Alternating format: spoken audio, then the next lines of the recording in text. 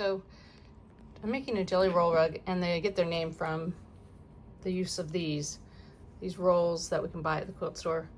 Pre-cut 2.5-inch strips typically. In this case, I don't want to use a pre-cut. I'm going to use yardage and cut my own 2.5-inch strips. So that's what I'm setting out to do to start off this jelly roll rug.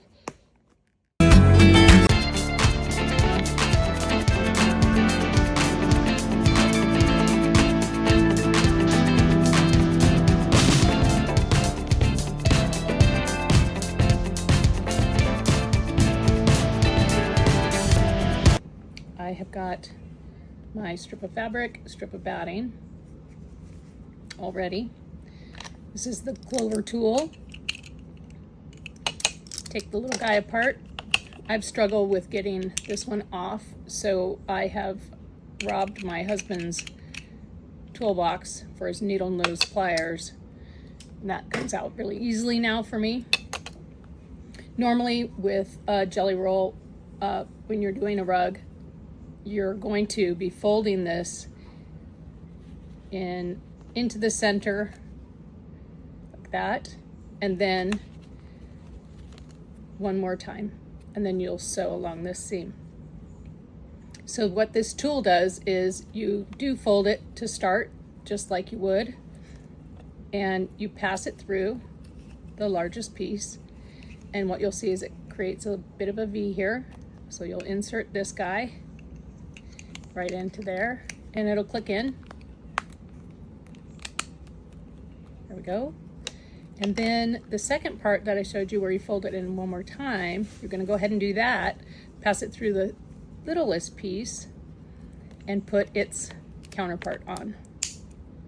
Then what happens is in one motion it pulls it through for you.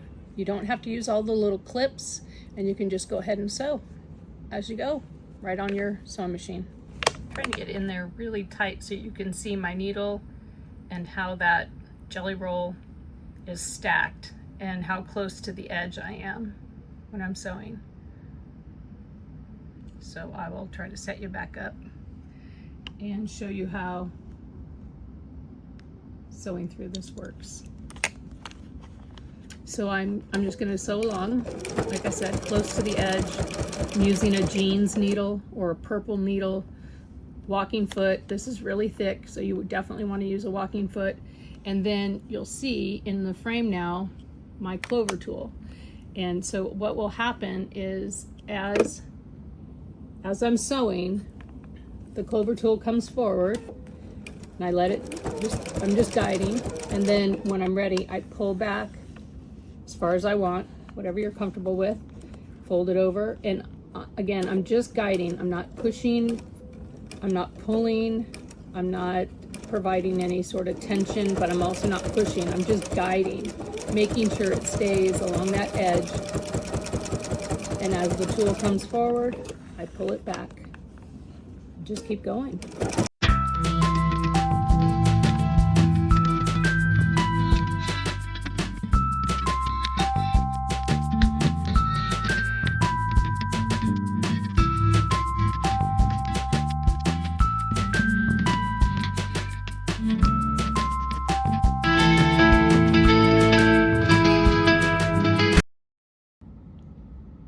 To give you guys a good view of what's going on here under the needle. So hopefully you can see my walking foot. There's a red mark right in the center, and I'm trying to line up the seam, the opening between these two on the red mark, and the zigzag stitch is catching the left seam that I had already sewn and then going into the right piece, connecting them. So I'll do a little bit of sewing here so you can see. Sorry for the hand holding the camera. So hopefully you can see what's happening here. Catching that left seam. And the zigzag I'm using goes backwards for a stitch and then forward. Kind of overkill for this type of rug, but I started that way, so I'm committed now.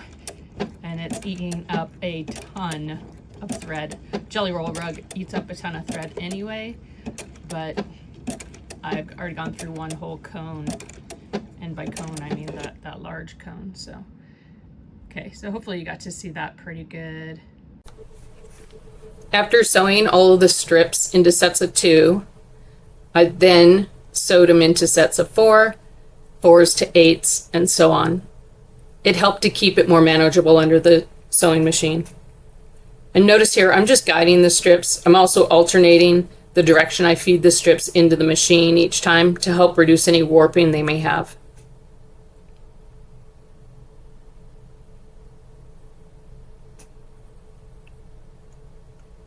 And you'll see I do end up with a curve to my rug. I took it out to the garage, wet it down a bit, tugged and pulled to straighten it out, and then let it dry under some heavy weights for a few days.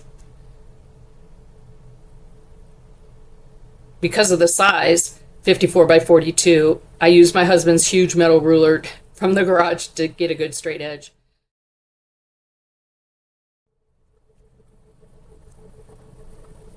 I put a traditional binding on both raw edges to finish it off. I definitely think it looks better than the old rugs, and it was fun to make. Like most quilters, that wasn't the only project I was working on during this time. This is an English paper piece project I finished up, Liberty of London Tanalon, and I actually quilted this one myself with double gauze on the back. Really glad to have that one in the books. I got caught up on a Quilting Lives block of the month. I was 9 months behind. I'm all caught up now and on track. I continue to work on a project for 5 years going. I pick it up whenever I have a minute. This is a Sue Daly project, English paper piecing, round we go. I have another English paper piecing project. This is all with Tula Pink through Pink Door Fabrics. It's called Hide and Seek. It's a really fun one.